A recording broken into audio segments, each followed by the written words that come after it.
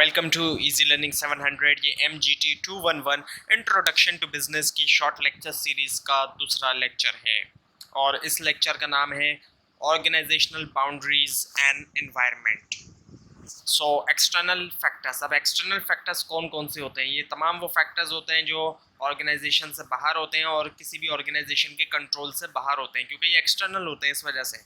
तो इसमें इकोनॉमी आ जाती है कंट्री की इकोनॉमी इसके अंदर शामिल है। इसके अलावा पर कैपिटा इनकम यानी कि एवरेज इनकम जो होती है पॉपुलेशन की, उसको पर कैपिटा इनकम कहा जाता है। इसके अलावा जनरल एम्प्लॉयमेंट या अनएम्प्लॉयमेंट, वो भी एक्सटर्नल फैक्टर होता है। और इकोनॉमिक ग्रोथ, जो इकोनॉमी की ग्रोथ रेट है वो, एंड एक्सचेंज रेट, जैसे रुपी डॉलर का एक्सचेंज रेट है। और इसके अलावा इन्फ्लेशन रेट यानी कि महंगाई की शरह जो है। तो अब एक्सटर्नल फैक्टर के अंदर कुछ फैक्टर्स आपको डिटेल में बताए जा रहे हैं, जैसे कि डेमोग्राफिक फैक्टर है, ये भी एक्सटर्नल फैक्टर ही होता है। डेमोग्राफिक फैक्टर का मतलब क्या है? स्टडी ऑफ अ पॉपुलेशन के बारे में स्टडी करना जो है वो डेमोग्राफिक फैक्टर होता है। सो पॉपुलेशन से ही कस्टमर्स आते हैं। जितनी ज़्यादा पॉपुलेशन होगी कहीं भी, उतने ज़्यादा कस्टमर हो सकते हैं। और पॉपुलेशन से ही पता चलता है कि मार्केट का साइज़ क्या है, कितनी बड़ी मार्केट है। जितनी ज़्यादा पॉपुलेशन होगी तो ज़ाहिर बात है उतनी बड़ी मार्केट होगी। और नेचर ऑफ कस्टमर का भी पता चलता है। साइज़ भी मैटर करता है और एक तरफ कस्टमर की नेचर का भी पता चलता है कि कस्टमर किस नेचर का है। तो ये भी एक बड़ी अहम चीज़ है जो पता होनी चाहिए। उसके अलावा टोटल पॉपुलेशन कितनी है एंड पॉपुलेशन डिस्ट्रीब्यूशन जेंडर की बेसिस के ऊपर। अब जैसे पाकिस्तान की बात की जाए तो यहाँ पे फीमेल पॉपुलेशन भी जो है वो फर्दर डिवाइडेड हुई है दो कैटेगरीज में। हाउस होल्ड वोमेन अलग हैं और वर्किंग वोमेन अलग हैं। सो पॉपुलेशन ग्रोथ रेट, अब ये रेट क्या है? ये वो रेट है जिस eight which population of an area increases और डिक्रीज। जिस रेट के ऊपर किसी भी इलाके की पॉपुलेशन बढ़ती या घटती है तो उस रेट को पॉपुलेशन ग्रोथ रेट कहा जाता है। Now the political and legal factor. अब ये भी एक्सटर्नल फैक्टर्स होते हैं। तो पॉलिटिकल फैक्टर्स में क्या क्या आता है? Preference and priorities of the government की क्या क्या तरजीहात हैं, किन किन चीज़ों को गवर्नमेंट प्रेफर करती है और उसकी प्रायोरिटीज़ क्या क्या हैं। इसके अलावा attitude of the government toward export की तरफ गवर्नमेंट का कैसा एटीट्यूड है, क्या गवर्नमेंट एक्सपोर्ट को सपोर्ट करती है। And the government taxation policies, tax के बारे में गवर्नमेंट की क्या पॉलिसीज़ हैं, किस तरह के टैक्स उन्होंने लगाए हुए हैं। तो ये तमाम चीज़ें जो है वो पॉलिटिकल फैक्टर्स में आ जाते हैं।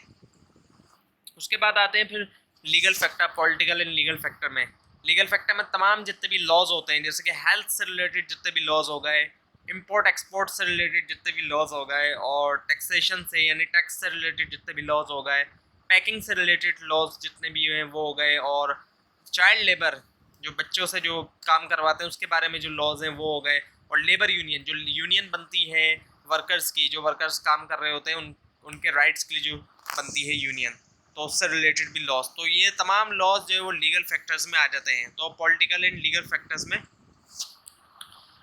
ये फैक्टर्स थे। अब टेक्नोलॉजिकल फैक्टर।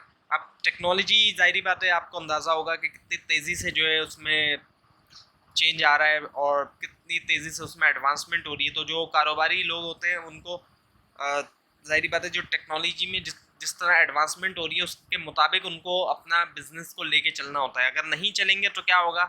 उनका कारोबार पीछे होता चला जाएगा। अब हमारे यहाँ के जो ट्रेडिशनल बिजनेसेस हैं वो कई सारे ट्रेडिशनल बिजनेसेस इसी वजह से पीछे हो जाते हैं कि वो अपने बिज़नेस को जो भी लेटेस्ट टेक्नोलॉजी आ रही है उसके मुताबिक वो अडॉप्ट नहीं कर पाते और इसी वजह से वो पीछे होते चले जाते हैं। और जो बिज़नेस टेक्नोलॉजी को अडॉप्ट कर लेते हैं वो बिज़नेस जो है वो आगे निकल जाता है। इवन दो कि कोई नया बिज़नेस भी अगर छोटा सा कोई बिज़नेस और नया है और वो टेक्नोलॉजी के मुताबिक चलता है तो वो तेज़ी से ग्रो कर जाता है एज़ कम्पेयर टू जो पुराने बिजनेसेस हैं और काफ़ी सालों से जिनका नाम भी है वो पीछे रह जाते हैं। तो टेक्नोलॉजिकल फैक्टर्स के मुताबिक जो है, यानी कि टेक्नोलॉजी में जो भी एडवांसमेंट हो रही है उसके मुताबिक बिजनेस को भी लेके चलना होता है। सोशियो कल्चरल फैक्टर्स होते हैं जिसके अंदर रिलीजन है। किसी भी रिलीजन के मानने वाले जो होते हैं तो हर रिलीजन का जो है इन्फ्लुएंस होता है जो फॉलोअर्स होते हैं उस रिलीजन के, उनकी बाइंग बिहेवियर के ऊपर। फॉर एग्ज़ाम्पल जैसे मुसलमान जो है अल्कोहल बाय नहीं करना चाहेंगे, और इसी तरह से यहूदी जो है वो कोशर मीट बाय करना चाहते हैं, और हिंदू जो है वो मीट ही नहीं बाय करना चाहते, वो ज़्यादातर वेजिटेबल्स ही कंज्यूम करना चाहते हैं। तो हर रिलीजन के जितने भी फॉलोअर्स होते हैं उनके जो बाइंग बिहेवियर होता है उस पर असर पड़ता है उनके रिलीजन की वजह से। Now the natural factors. अब नेचुरल फैक्टर्स के अंदर जो है वो एक्ट ऑफ गॉड है, नेचुरल डिजास्टर्स वगैरह जो आते हैं, और ये जो नेचुरल फैक्टर्स होते हैं ये आउट ऑफ कंट्रोल होते हैं, इसको कोई इंसान कंट्रोल नहीं कर सकता। सो business people will develop product considering natural resources, और ये भी एक चीज़ है जो कारोबारी लोग होते हैं वो प्रोडक्ट को डेवलप करते हैं नेचुरल रिसोर्सेज को कंसिडर करते हुए। तो ये था आज का lecture number 2, introduction to business का। आपको अगर कोई कन्फ्यूजन है तो आप नीचे कमेंट कर सकते हैं, और ये स्लाइड भी आप डाउनलोड कर सकते हैं नीचे डिस्क्रिप्शन बॉक्स में दिए गए लिंक से। इस पूरी सीरीज़ को देखने के लिए इस चैनल को सब्सक्राइब कीजिए। Thanks for watching.